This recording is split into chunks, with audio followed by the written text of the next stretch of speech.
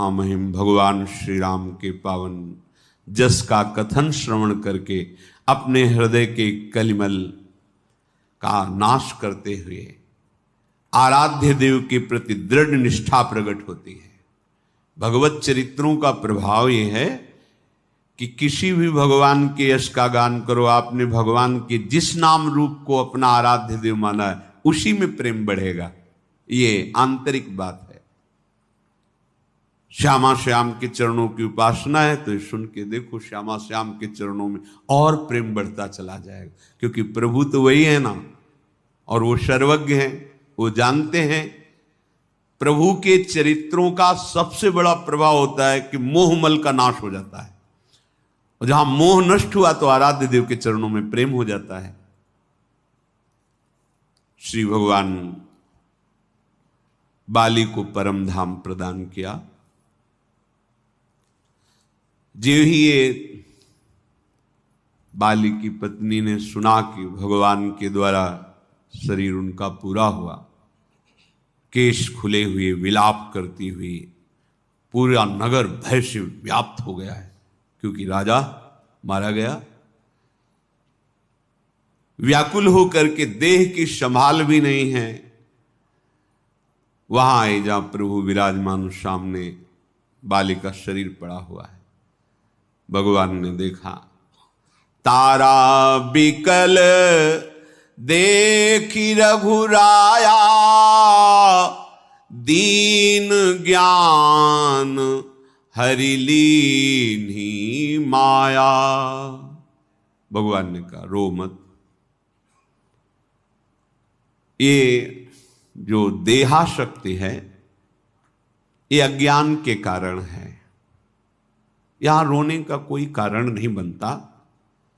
क्षिति जल पावक गगन समीरा, पंच रचित अति अधम शरीरा। प्रगट सो तनु तव आगे सोवा, जीव नित्य के ही लगी तुम रोवा। तुम किसके लिए रो रहे हो? क्या तुम शरीर के आसक्ति के सिवा और कुछ जानते हो? जो इसमें तत्व आत्म तत्व वो तो नित्य है, उसे नैनम छिन्दन्ति शस्त्राणि नैनम दाति पावकः न चैनम क्लेदन्त्यापो न शोषयति मारुतः। वो तो अमर है, नित्य है, सच्चिदानंद में, उसे तो मारा ही नहीं जा सकता, और उससे तुम्हारा परिचय था नहीं। परिचय तो पंचभूतों से रचित शरीर में था। सो तुम्हारे सामने, तुम रो किसके ले रही हो? शरीर से प्यार करती थी, अब भी है वो, और जो चला गया जिसे तुम कह रहे हो उसको तो तुम जानती भी नहीं हो। फिर जिसको जानती नहीं उसके लिए रोना क्या बनता है? अच्छा, और रोना तब बने जब उसकी कोई हानि हो सके। वो तो नित्य सच्चिदानंद तत्व है, उस पर कोई हानि नहीं, तुम्हारा रोना क्या? उपजा ज्ञान चरण तब लागी, लीन्हे सी परम भगति बर मांगी। उमा दारू जो सित की नाई, सब ही नचावत राम गोसाई। भगवान की कृपा से तारा जी के हृदय में शुद्ध ज्ञान का प्रादुर्भाव हुआ। भगवान की कृपा से भगवान के चरणों में लिपट गई और कहा, प्रभु अब अपने श्री चरणारविंद की अविरल भक्ति प्रदान कीजिए। भगवान ने अपने श्री चरणों का प्रेम तारा जी को प्रदान किया। भगवान शिव कहते, हे उमा, ये प्रभु सबको कठपुतली की तरह नचाते हैं। कठपुतली पर्दे के बाहर होती है और नचाने वाला पर्दे के पीछे होता है। देखने वाला का मनोरंजन एक ही व्यक्ति अंदर कर रहा है। अपनी अंगुलियों में अलग अलग डोरे बांधे गांव में देखा है, तो छोटे थे तब देखा था। वो राजा मंत्री सब 4-5-6 ऐसे मंच पे उतारे वो कठपुतलियां, और वही अपनी उंगलियों पे कोई नाच रहा है और वही कई आवाज बदल के बोल रहा है। एक आदमी, हम लोग तो छोटे थे तो दौड़ के पीछे जाके देखते थे, कई लोग हैं, वो एक ही आदमी आवाज बदल बदल के बोल रहा है, अंगुलियों से नचा रहा है। वो तो छोटा सा एक उदाहरण है। अनंत ब्रह्मांडों में एक ही है, एक अलग अलग रूप, अलग अलग आवाज, अलग अलग चेष्टा करके कैसा नाटक रचे। जासु कृपा सब भ्रम मिट जाए, गिरजा सोई कृपाल। भगवत कृपा से जिसे बोध हो जाता है सब भ्रम खत्म हो जाता है। तब सुग्रीव वहीं आयशु दीन्हा, मृतक कर्म विधिवत शव कीन्हा।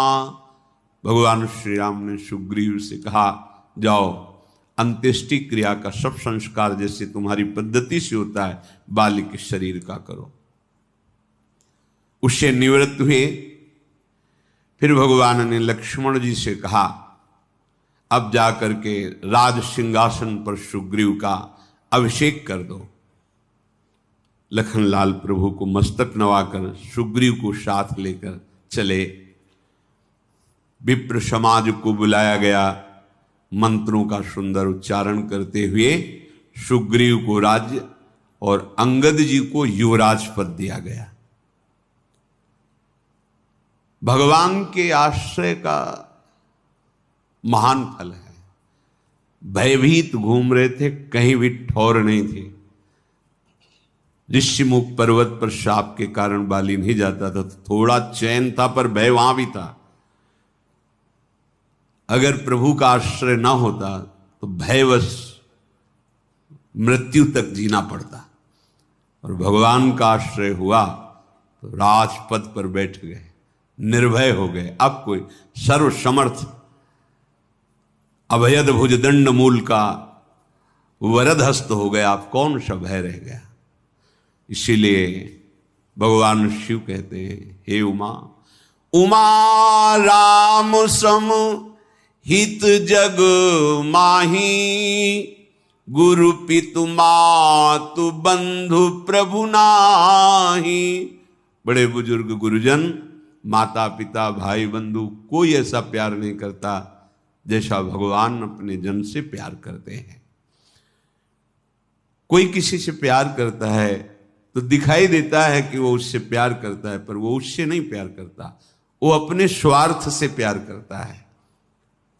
स्वार्थ लागी करे सब प्रीत। अगर स्वार्थ ना हो फिर प्रेम, फिर तो दो ही करते हैं, तुम तुम्हार सेवक असुरारी। स्वार्थ रहित जग जुग उपकारी, ये दो ही परोपकार की भावना से स्वार्थ रहित प्रेम करते। एक तो भगवान सबसे, और एक भगवान के भाव में मगन संत जन, भक्त जन, प्रेमी जन। देखो, बाल त्रास व्याकुल दिन राती, तन बहु ब्रन चिंता जर छाती। घाव से युक्त शरीर क्योंकि पीटता था बाली, और हृदय जलता रहता था, कोई उपाय नहीं था पूरे जीवन भर के लिए बाली से कोई रक्षा कर सके। सुग्रीव की ऐसा कोई उपाय नहीं रह गया था। लेकिन जब भगवान का आश्रय मिला तो देखो, आनंद ही आनंद छा गया। भगवान जैसे मित्र, राजपद प्राप्त हुआ, अब कोई दुख नहीं, कोई भय नहीं, कोई चिंता नहीं। यदि ऐसे प्रभु का आश्रय छोड़कर कोई अन्य उपायों से सुख चाहता है तो इसका मतलब वो घोर विपत्ति में फंसने जा रहा है। भगवान शिव कह रहे हैं, जानत हूं अस प्रभु परिहरई, काहे न विपत्ति जाल नर परही। कलयुग का ऐसा प्रभाव होता जा रहा है, बुद्धि इतनी मलिन होती जा रही है कि सत्य को स्वीकार करने की उसमें ताकत ही नहीं रह गई। बस वर्तमान के दिखावी भोगों में वो सुख मान करके अपने अमूल्य समय को नष्ट कर रहा है। भगवान ने सुग्रीव को पुनः बुलवाया जब राजा बन गए, और उपदेश किया कि राजा का क्या कर्तव्य होता है। जैसे पिता अपने पुत्र का पालन, ऐसे राजा अपनी प्रजा का पालन करे, उसके दुख सुख का चिंतन करे। हम चलते तुम्हारे नगर पर, हमारे पिता का वचन था कि 14 वर्ष वनवास, इसलिए मैं जा नहीं सकता। तुम जाओ, धर्म पूर्वक प्रजा का पालन करो। अब वर्षा ऋतु आ गई। मैं यही पास के पर्वत पे चातुर्मास पूर्ण करूंगा वर्षा ऋतु का। युवराज अंगद सहित तुम संपूर्ण अपनी प्रजा का पालन करो और मेरी बात को हृदय में सदैव रखना। संतत हृदय धरेव मम काजू, जो मैंने मित्रता के समय सेवा भाव रखा था उसका ध्यान रखना कि तुम्हारे को क्या सेवा मिली। और जब मित्रता हुई थी, जब वैराग्य का वर्णन कर रहे थे तो कहा था कि ध्यान से सुन लो सुग्रीव जी को कैसा वैराग्य है। अब आगे ध्यान से सुन लेना। प्रभु कह रहे हैं कि जाओ, राजकाज को धर्म पूर्वक करो और मेरे कार्य को अर्थात भगवत कार्य को हृदय में ध्यान रखना। प्रभु यहां वास करेंगे, ऐसी भावना से देवताओं ने पहले ही सुंदर गुफा की रचना की थी और बहुत से देवता रूप बदल करके कोल भीलों के रूप में, पशु पक्षियों के रूप में भगवदानंद लेने के लिए प्रवर्षण पर्वत पर विराजमान थे। भगवान विराजेंगे इसलिए संपूर्ण प्रकृति अपनी शोभा का विस्तार किए हुए, सुंदर सुंदर लताएं आलिंगित हैं वृक्षों में, सुंदर पुष्पों के गुच्छे ऐसी सौरभ भौरे मतवाले होकर गुंजार कर रहे हैं। नवीन नवीन अंकुरण, सुंदर फल, रसीले फल, ऐसे प्रकृति पूरा स्वागत के लिए भगवान के। भगवान भ्राता लखन जी के सहित प्रवर्षण पर्वत पर विराजमान हुए। अपनी दिनचर्या करने के बाद जब लखनलाल के साथ बैठते तो प्रभु कोई न कोई महापुरुषों की चर्चा। लखनलाल से कहने लगे, देखो देखो ये वर्षा का समय कितना सुहावना लग रहा है, मेघ गरज रहे हैं, बादल आ रहे हैं। लक्ष्मण देखु मोर गन, नाचत बारिद पेखी, ग्रही बिरत रत हरस जसु, विष्णु भगत कहूं देखी। देखो लक्ष्मण, इन बादलों का गरजना तो देखो मोरों को कितना आनंद हो रहा है। जैसे बादल आ करके गरज रहे तो मोर कुह कुह कर नाच रहे हैं। कैसे? जैसे ममता आसक्ति से रहित गृहस्थ के घर में जब कोई भगवत प्रेमी महात्मा पधारता है तो जैसे उसका हृदय नाच पड़ता है, ऐसे बादलों की गर्जना सुनकर मोर कुह करके नृत्य कर रहे हैं। आकाश में बादल घूमड़ घूमड़ कर घोर गर्जना कर रहे हैं। बिजली की चमक बादलों में ठहरती नहीं है। जैसे दुष्ट पुरुषों की बुद्धि स्थिर नहीं रहती, अभी कुछ कहा फिर कुछ कहा, फिर कुछ कहा फिर कुछ कहा। दामिनी दमक रह न घन माही, खल के प्रीति जथा थिर नाही। दुष्ट पुरुषों की मित्रता, इनकी बुद्धि स्थिर नहीं रहती। अर्थात दुष्ट पुरुषों से मित्रता नहीं करनी चाहिए, ना शत्रुता, उदासीन रहना चाहिए। अगर दुष्ट पुरुषों से मित्रता की जाए तो हमारे जो भी भगवत प्रदत्त सद्गुण सब ढक जाएंगे, दुष्टता हमारे हृदय में आ जाएगी। इसीलिए कहा बरुभलवास नरक करताता, दुष्ट संग जनि देह विधाता। भले नरक मिल जाए पर दुष्ट का संग न किए तो नरक से क्या भला होगा, तुम्हारे पाप नष्ट हो जाएंगे। और दुष्ट से पाप प्रवृत्ति बढ़ेगी, पाप बढ़ेगा, अधर्माचरण बढ़ेंगे। देखो बादल पृथ्वी के समीप बरस रहे हैं झुक झुक कर। जैसे जब विद्या का प्रादुर्भाव होता है, शास्त्रीय ज्ञान का, तो नम्रता आ जाती है। विद्या विनयम ददाती। आज हमारी विद्या क्या कर रही? घमंड बढ़ रहा है, दुष्टता बढ़ रही है। माता पिता को कटु वचन बोल रहे हैं, उनको दंड दे रहे हैं, माता पिता को त्रास दे रहे हैं, मनमानी आचरण, शास्त्र विरुद्धा। पढ़े लिखे है ना, विद्या विनयम ददाति। जहां हृदय में विद्या का प्रादुर्भाव होता है तो विनम्रता आ जाती है, शालीनता आ जाती है, गंभीरता आ जाती है, पूज्य जनों का आदर करना, ये विद्या का लक्षण है। जथा नवहि बुध विद्या पाए, जिनके हृदय में विद्या का प्रादुर्भाव होता है उनमें नम्रता आ जाती है। बूंद अगाध सहई गिरि कैसे, खल के बचन संत सहा जैसे। देखो लक्ष्मण, कैसी बूंदें पर्वत में गिरने पर कोई फर्क नहीं पड़ता, जैसे ये दुष्ट पुरुष संतों की निंदा करते रहते हैं। इनका स्वभाव होता है, वो सत्य वस्तु को जानते हैं कि ये सही है, पर उस पर चल नहीं सकते, तो रागात्मक परिणाम द्वेष, वो द्वेष से उनकी निंदा करते हैं, यद्यपि वो भी आदर कर रहे हैं।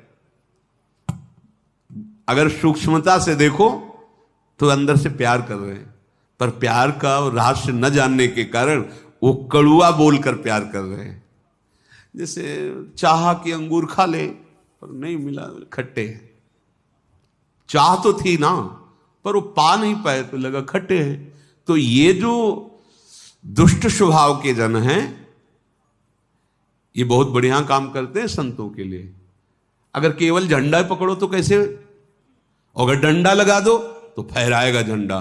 ये निंदा करने वाले जो दुष्ट जन होते हैं, संतों के डंडे होते हैं, इन पे उनके यश का झंडा फहराता है।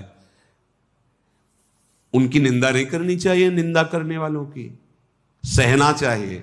कितनी बड़ी कृपा है, वो अपना सर ऊंचा करके झंडा लगा के उनका यश फैला रहे। तुम्हें लग रहा है निंदा कर रहे हैं? नहीं नहीं नहीं, वो यश फैलाने वाले हैं। वो हमारे दुष्कृत का नाश करके हमारे सुकृतों का प्रकाश करने वाले हैं। संतों ने तो आशीर्वाद दिया है, जीवन भर स्वस्थ रहो, तुम्हें कभी कोई रोग ना हो, और जब तुम पधारो तो तुम हमारे भगवान के धाम में जाओ, क्योंकि तुमने हमारा बड़ा भारी सहयोग किया। क्या सहयोग किया? तुमने निंदा करके जो शरीर को कष्ट भोगने थे वो नष्ट कर दिए और सुकृत फैला दिए। निंदक साधो निंदक मित्र हमारा, ये भगवान यहां कह रहे हैं। बूंद अघात सहाय गिरी कैसे, खल के बचन संत सहा जैसे। दुष्ट पुरुष जब निंदा करते हैं तो शांत हृदय ऐसा होता है जैसे पर्वत के ऊपर बूंदें गिरती, कोई फर्क नहीं पड़ता, ऐसा।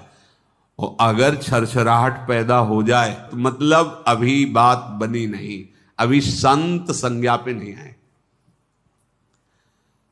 देखो, आराध्य देव के प्रति, गुरुदेव के प्रति और भगवत प्रेमी महात्माओं के प्रति यदि कोई सोचे कि हम निंदा करें और हम उनके हाथ जोड़कर मौन उनको प्रणाम करें, असंभव, नहीं हो सकता। गर्दन उतार दी जाए, पर भगवान की निंदा और भक्तों की निंदा, गुरुजनों की निंदा बिल्कुल नहीं सुन सकते। हरिहर निंदा सुनई जे काना, लगे पाप गौघात समाना। संत शंभु श्री पद अपवादा, कहीं सुनी तहां अस्मर ज्यादा। ये इसके लिए हम नहीं कि हमारे गुरु की निंदा करो, हमारे इष्ट की निंदा करो, और हमारी निंदा करो चलेगा, मस्ती से निकल जाओ। लेकिन हरि गुरु की निंदा फिर बर्दाश्त नहीं होगी। फिर तुम नापो थर्मामीटर डाल के कि इतने कड़ुए बोलना साधुता है, तुम इतने गुस्सा में बोल रहे तुम्हारी साधुता है। तो हम पहले कह रहे हैं इस भ्रम में मत रहना। इष्ट देव, गुरुदेव, आराध्य देव के प्रति अगर आप फिर वो बर्दाश्त नहीं चलेगा। हमारी निंदा करो, हम निंदा लायक हैं, चलेगा, लेकिन हमारे इष्ट गुरुदेव की निंदा कदापि नहीं सुन सकते। दम ना हो तो कान में अंगुली डाल के भाग जाए, सुने ना। अगर दम हो तो बोलने लायक न रखे, अर्थात अपनी वाणी के द्वारा, अपने प्रभाव के द्वारा उसे मूक कर दे, निस्तेज कर दे, निष्प्रभावित कर दे। ऐसे नहीं होता कि कोई हरि की निंदा करे, कोई भगवान के प्रति ऐसे हम ये नहीं, कायरता नहीं है। साधुता और कायरता में अंतर होता है। धर्म के लिए, आराध्य देव के लिए प्राणों की आहुति दे दे, ये उपासना है, उन्हीं के लिए पूरा जीवन है। तुम उन्हीं का अपयश करो, हमारे सामने उनकी अवहेलना करो, बिल्कुल बर्दाश्त नहीं होगा। अगर हमारी अवहेलना करो, अपमान करो, तो हम उनके चरणों का आश्रय लेकर उनकी कृपा बल से सह के निकल जाएंगे। लेकिन आप उनका अपराध करो, उनके प्रति वो बर्दाश्त नहीं। जिस समय वेन भगवत निंदा कर रहा था तो संत जन पहुंचे, समझाया कि देखो तुम्हें जो राजपद मिला है वो भगवान की कृपा से मिला है, आप ऐसा मत करो, भगवान की निंदा। भगवत ये राजमद, पदमद, धनमद, ये बहुत यौवन मद, ये सब बड़े बेकार के हैं, ये बुद्धि भ्रष्ट कर देते हैं। थोड़ा बल शरीर में आया तो उनको लगता है कि मैं महाबली हो गया हूं, अब परास्त ही नहीं हो सकता। बड़ा बल, ताली, भगवान नृत्य कर रहे थे, शिव जी ताली बजा दी बढ़िया अच्छे से ताल पे, तो प्रसन्न हो गए, शास्त्र भुजाएं दे दी बाणासुर को। जाके पर्वत में मारता तो पर्वत टूट जाता, जिस दिग्गज को ललकारता वो भाग जाता, सामने टिकता नहीं। बाणासुर के बल से नहीं कि महादेव इस पर प्रसन्न है। वो लौट के महादेव जी के पास ही गए, बोले गुरु हाथों में खुजली हो रही है, आपके सिवा कोई जोड़ नहीं है।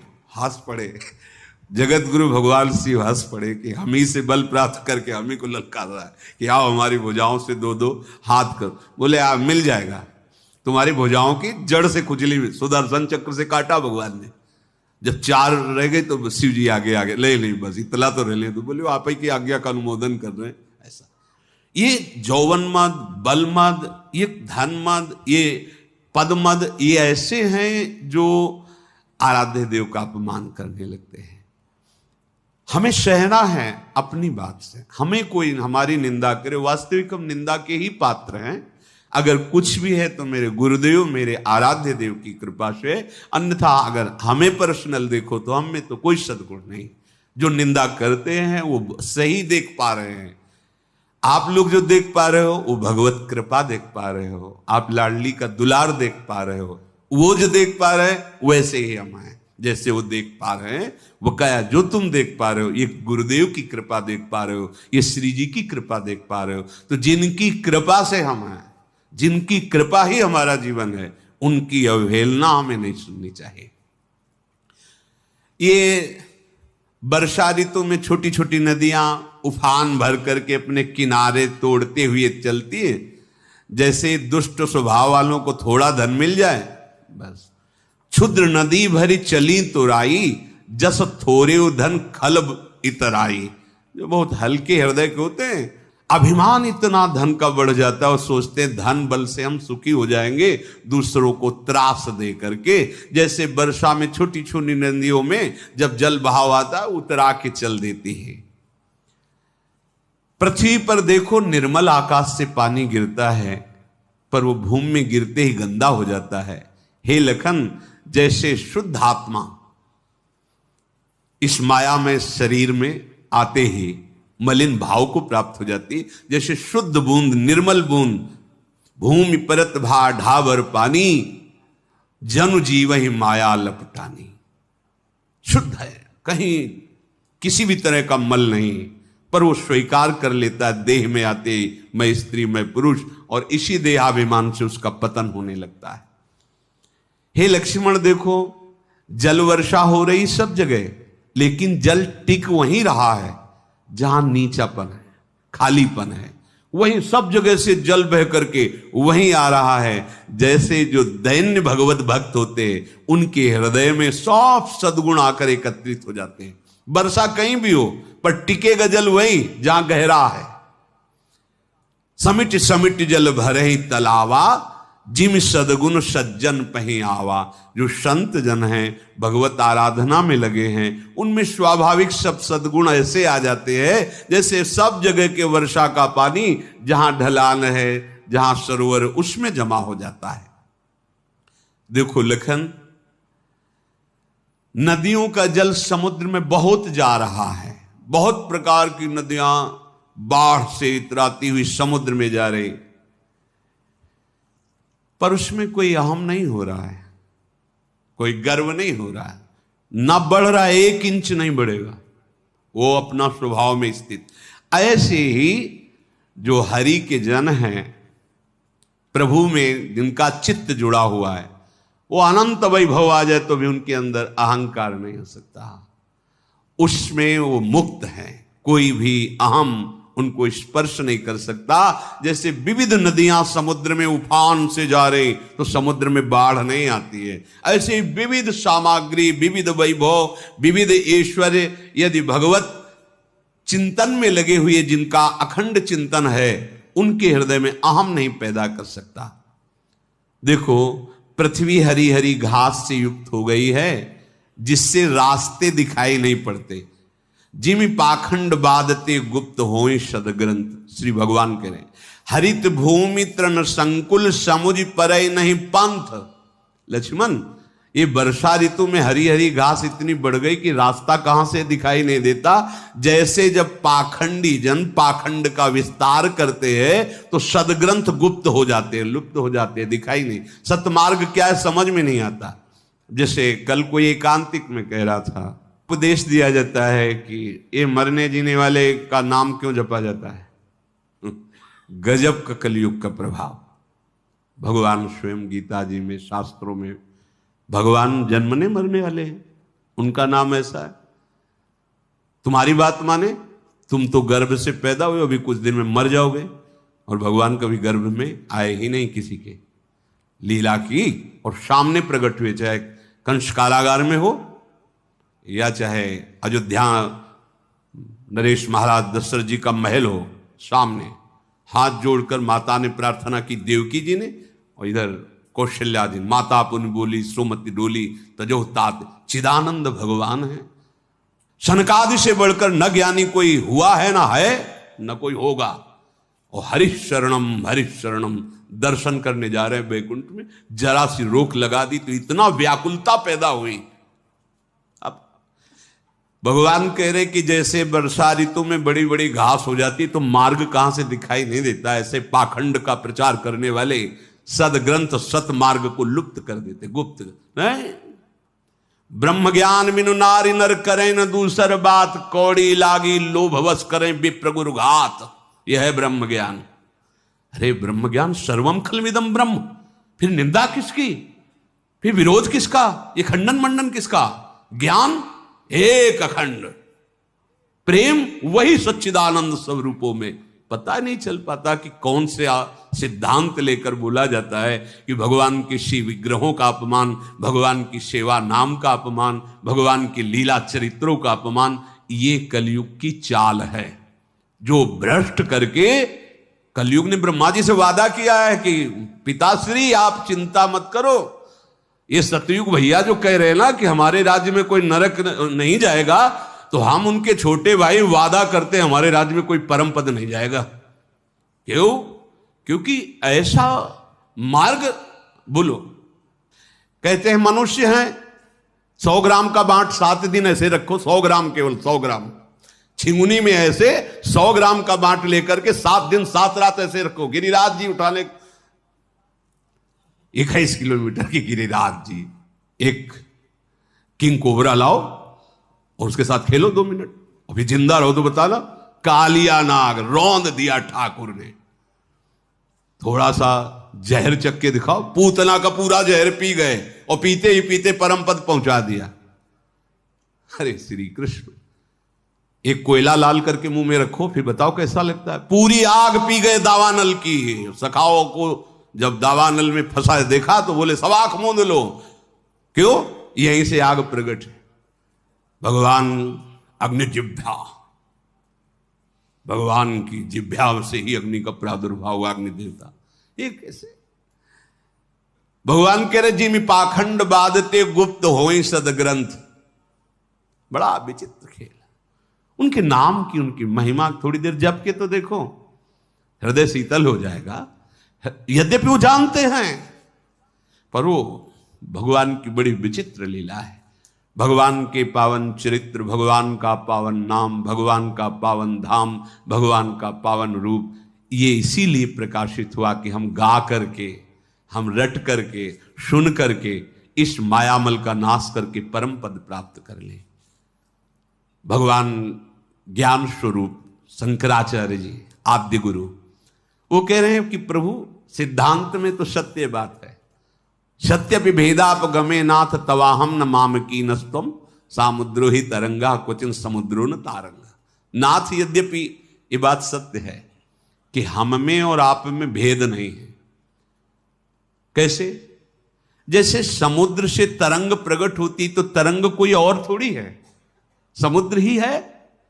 वायु विकार होने से तरंग हो गई, लेकिन प्रभु तरंग की ताकत नहीं एक समुद्र पैदा कर दे, और समुद्र की ताकत है ऐसी अनंत तरंगे पैदा कर देगा। हम में आप में यद्यपि भेद नहीं, फिर भी इतना भेद है। ये भगवान शंकराचार्य जी की षटपदी नामक वाणी है, उसमें देख लेना इस स्तोत्र में।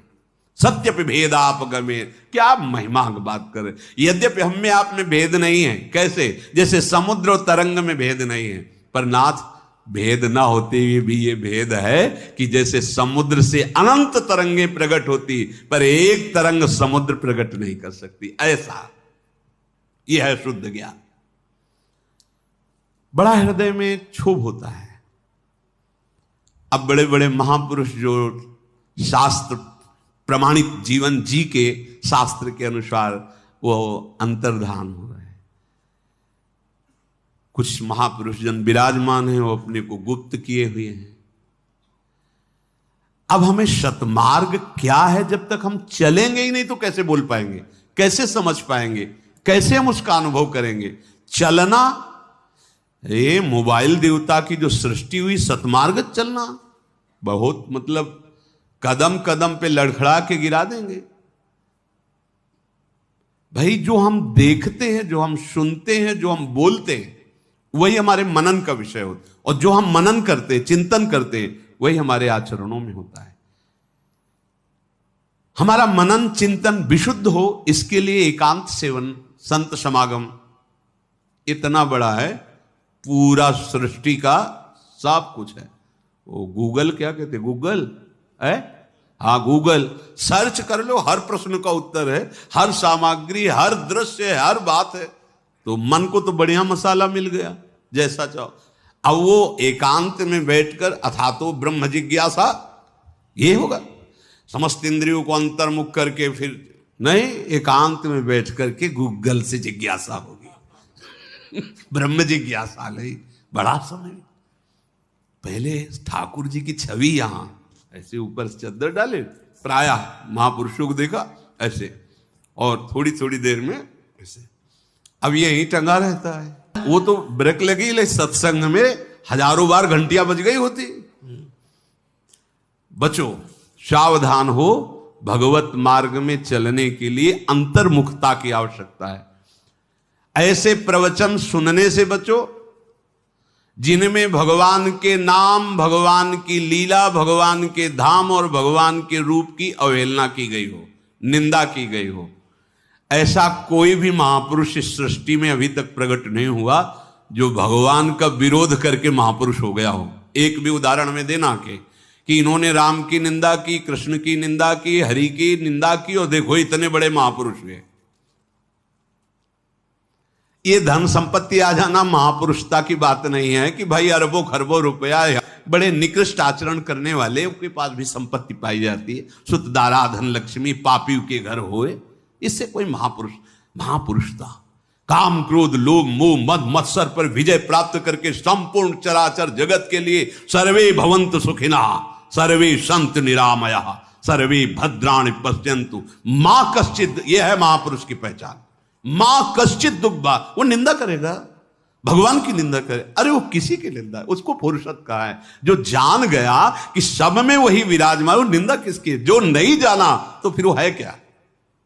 भगवान कहते हैं वर्षा ऋतु में इतनी बड़ी बड़ी घास प्रकट हो गई कि मार्ग क्या है दिखाई नहीं देता। अब ये भोले भाले जन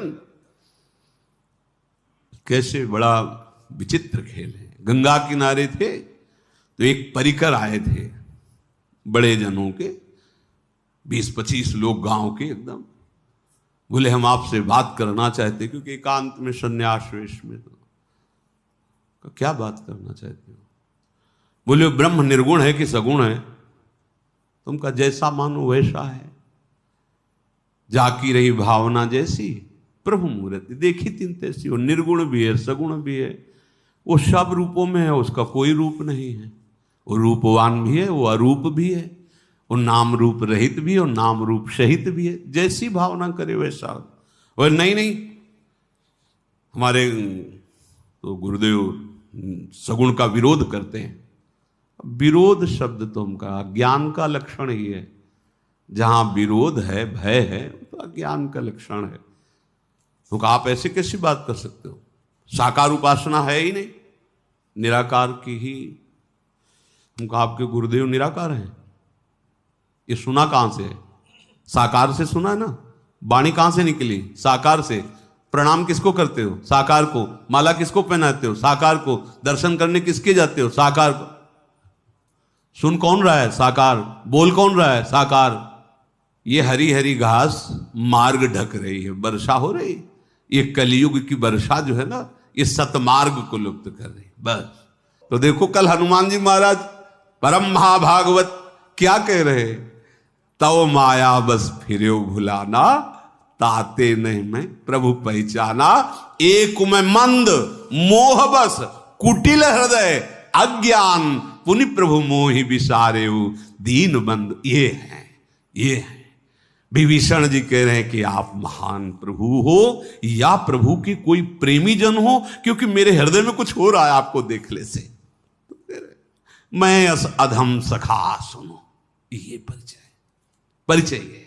शुद्ध मार्ग नहीं दिखाई दे रहा कि है क्या मार्ग, क्योंकि वो ढकता जा रहा है। कलयुग का ऐसा प्रभाव है, ढकता जा रहा है।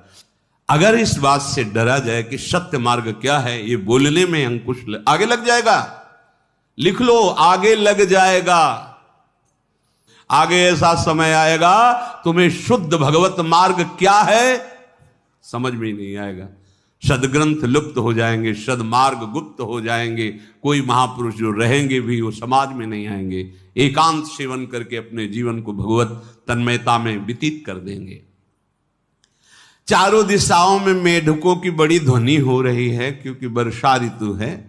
ऐसा लगता है जैसे विद्यार्थी वेद का उच्चारण कर रहे हों। हे लखनलाल, देखो वृक्षों में नए नए पत्ते आ रहे हैं, कैसे सुशोभित हो रहे। जब साधक साधना करता है तो उसके हृदय में जब विशुद्ध ज्ञान होता है तो उसकी जैसी शोभा होती, वैसे वृक्षों की शोभा हो रही। देखो ये मदार और जवास बिना पत्ते के हो गए हैं। जैसे उद्यम न किया जाए, प्रयास ना किया जाए तो सब धीरे धीरे खत्म हो जाता है। ये मनुष्य जीवन प्रयास के लिए मिला है। खूब पुरुषार्थ करो, सत्य पुरुषार्थ करो। अरे तुम्हें किसी से जानने की जरूरत नहीं, वो स्वयं जना देगा।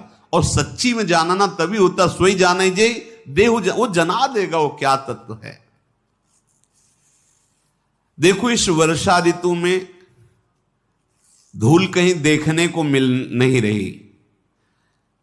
जैसे क्रोधी पुरुष के हृदय में धर्म देखने को नहीं मिलता, वर्षा में धूल कहीं देखने को नहीं मिल रही। कैसे? जैसे क्रोधी पुरुष के हृदय में धर्म नहीं रहता। तो जो मनाया बोल दिया, जैसे मनाया वैसे आचरण कर दिए। देखो वर्षा से अन्न वाली खेती कैसे लहलहा रही है। जैसे परोपकार की भावना वाले पुरुष को संपत्ति घेर लेती है। ध्यान रखो, संपत्ति चाहते हैं पर दूसरे को दुख देके, दूसरे का धन नहीं मिलेगी, वो तुम्हें क्लेश देगी, तुम्हारा पतन कराएगी। क्या करो? दूसरों को सुख देने की बात। ये बड़ा रहस्यमय खेल है। दूसरों को तुम तृप्त करने की बात सोचो, तुम कभी भूखे नहीं रहोगे। दूसरों को दुख ना पहुंचे ऐसी भावना करो, तुम कभी दुखी नहीं होगे। पर यहां उल्टा भाव है, इसीलिए दुख विपत्ति में हमारा चित्त कष्ट पाता रहता है। हे लखनलाल, देखो रात के घने में, अंधकार में ये जुगनू कैसे चमक रही है। जैसे दंभियों का समाज एक साथ हो जाए तो चमकता है। अंधेरे में जुगनू टिम टिम टिम, बहुत सी जुगनू। ऐसे ही दंभ जो है अज्ञानियों के बीच में चमकता है। तुम कौन हो? ना तुम भोगी हो, ना तुम रोगी हो। ये शरीर और इंद्रियों का खेल है। इनसे अलग हो करके ही देखो, तुम्हें कभी कोई भोग परास्त नहीं कर सकता। कभी कोई आकांक्षा तुम्हारे अंदर है ही नहीं। तुमने आकांक्षा वाले क्षेत्र को पकड़ रखा है, नाशवान शरीर को, भोगवान शरीर को। इसीलिए तुम्हें लग रहा है कि मैं भोगी हूं, मुझे कामना सता रही है, क्योंकि तुम अपने शरीर को अपना स्वरूप मान बैठे हो। कैसे समझावे। महावृष्टि चली फूट कियारी, जब ये वर्षा होती तो खेतों की मेड़ फोड़ करके पानी बहता है। ऐसे ही यदि मन को स्वतंत्र कर दिया जाए, चाहे वो बच्चा बच्ची हो चाहे स्त्री पुरुष हो, भ्रष्ट हो जाते हैं। शासन की जरूरत है। देखो विवेकवान का शासन शास्त्र होते हैं। जैसे 9 अवस्था है तो इसमें बड़े भाई, पिता, परिवार के जन का शासन, डर तो हमारा मन डरेगा, समाज का शासन तो मन डरेगा, कानून का शासन तो मन डरेगा, भगवान का शासन तो विवेकवान मानते हैं कि नहीं नहीं भगवान देख रहा है, मैं कोई अधर्म आचरण नहीं करूंगा। तो जिनका मन स्वतंत्र व्यवहार करता है वो ऐसे जैसे वर्षा में पानी उफनाकर क्यारियों को तोड़ फोड़ कर बह रहा है, ऐसे ही मनमानी आचरण करने वाले धर्म सिद्धांतों का उल्लंघन करके ऐसे ही बहते रहते हैं माया के प्रवाह में। जैसे चतुर किसान खेती को निकाता है, निकाना कहते हैं घास आदि जो विरुद्ध अन्न को नष्ट करने वाले तृण हैं उनको निकालना। ऐसे ही जो चतुर उपासक है वो अपने हृदय में बसे हुए काम, मोह, मद, मान का एक एक का त्याग कर रहा है। देखो चक्रवात पक्षी दिखाई नहीं दे रहे, जैसे जैसे कलयुग बढ़ेगा वैसे वैसे सत्य धर्म दिखाई नहीं देगा। ये बात है, सत्य धर्म दिखाई नहीं देगा। ऊषर वर्षई तृण नहीं जामा, जिम हरिजन ही उपज न कामा। हे लक्ष्मण देखो, चाहे जितनी वर्षा हो ऊषर में तिनका नहीं जमता। कैसे? जैसे चाहे जितनी विषय की सामग्री की भीड़ लगी हो, भक्त के हृदय में भोग वासना नहीं जगती। जो भगवान के चिंतन में तन्मय है उसके हृदय में भोग वासना नहीं जगती। पृथ्वी में अनेक तरह के जीवों की बढ़ती हो जाती है जब वर्षा ऋतु होती है। जैसे सुंदर राजा हो तो फिर प्रजा की वृद्धि हो जाती है। वर्षा ऋतु में जो भ्रमण करने वाले जन हैं वो एक जगह निवास करते हैं, आना जाना उनका उस समय रुक जाता है। जैसे ज्ञान प्राप्त होने पर, ज्ञान की वर्षा होने पर इंद्रियों का आना जाना बंद हो जाता है। इंद्रियां परमात्म स्वरूप में स्थित हो जाती हैं। आत्म स्वरूप में उनके हृदय में इंद्रियों की इतनी ताकत ही नहीं रहती कि विषयों का चिंतन कर सके। कभी कभी बड़ी जोर से वायु चलने लगती है, बादल गायब हो जाते हैं। तो जैसे कलयुग का प्रभाव बढ़ेगा वैसे ही कुपुत्रों की बहुतायत होगी और सुपुत्र गायब हो जाएंगे, अंतर ध्यान हो जाए। कुपुत्र कौन है? मां नहीं मात, पिता नहीं देवा, मन मानी आचरण। ये बाल्यावस्था से स्वतंत्रता दी गई तो बच्चों के हृदय में संस्कार ही नहीं बन पा रहे। वो आज का तो धीरे धीरे और रंग चढ़ रहा है। ना इंद्रियों की तरफ ना मन की तरफ दृष्टि, केवल बहिर्मुख होकर भोगों की तरफ दृष्टि, तो सब फिर मनमानी आचरण। देखो कभी बादलों के कारण अंधकार छा जाता है दिन में, तो कभी सूर्य प्रकट हो जाता है। ऐसे ही जब यद्यपि है दिन पर बादल आ जाते हैं तो अंधेरा सा छाने लगता है। ऐसे ही सत्संगी पुरुष, ध्यान से सुनो, सत्संगी पुरुष जब कुसंग करेगा तो उसका ज्ञान नष्ट हो जाएगा, ढक जाएगा सूर्य। इसीलिए कहते हैं वही सुनो, वही पढ़ो, वही देखो जो महापुरुषों द्वारा अनुमोदित मार्ग। वही है जो महापुरुष भगवान हैं, और भगवान को जो अपने हृदय में अनुभव कर चुके वो महापुरुष हैं। सत्संगी यदि कुसंग करेगा तो नष्ट हो जाएगा। हो सकता है कुसंगी पुरुष भी सत्संग में आके बैठ जाए। खलौ करें भली पाई सुसंगु, पर मिटे न मलिन स्वभाव भंगु। हमें ध्यान रखना है कि हमारे प्रभु के नाम रूप लीला धाम का विस्मरण करा दे, इष्ट गुरु की निष्ठा पे फर्क डाल दे। वो कोई भी हो कुसंग ही है। अगर सत्संग प्राप्त हो जाए, उसका आदर के साथ सेवन करें, तो जैसे बादल हट जाता है सूर्य प्रकाश, ऐसे माया हट जाती, ज्ञान का प्रकाश हो जाता है। लक्ष्मण देखो वर्षा बीत गई, अब शरद ऋतु आ गई, काश फूल उठे हैं। ऐसा लगता है कि मानो वर्षा ऋतु का बुढ़ापा आ गया है। काश सफेद सफेद फूल, तो मानो बुढ़ापा आ गया है। अगस्त का तारा प्रकट हो गया है, उसने मार्ग के जल को सोख लिया है। जैसे साधक जब संतोष को हृदय में लाता है तो उसके हृदय में हर विषय लोभ का नाश हो जाता है। सिद्धांत है, बिन संतोष न काम न साही, वो अछत काम सुख सपने न। संतोष बहुत बड़ा धन है। देखो नदियों का जल निर्मल हो गया है। जैसे साधक साधना करके अपने हृदय को अहंकार मोह और काम से रहित कर देता है, ऐसा नदियों का हृदय निर्मल हो गया। जैसे संत जन अपने हृदय के काम अहंकार लोभ मोह आदि को त्याग देते हैं तो हृदय निर्मल हो जाता है। संत हृदय जस गत मद मोहा। देखो नदी और तालाबों का जल धीरे धीरे कम होने लगा है।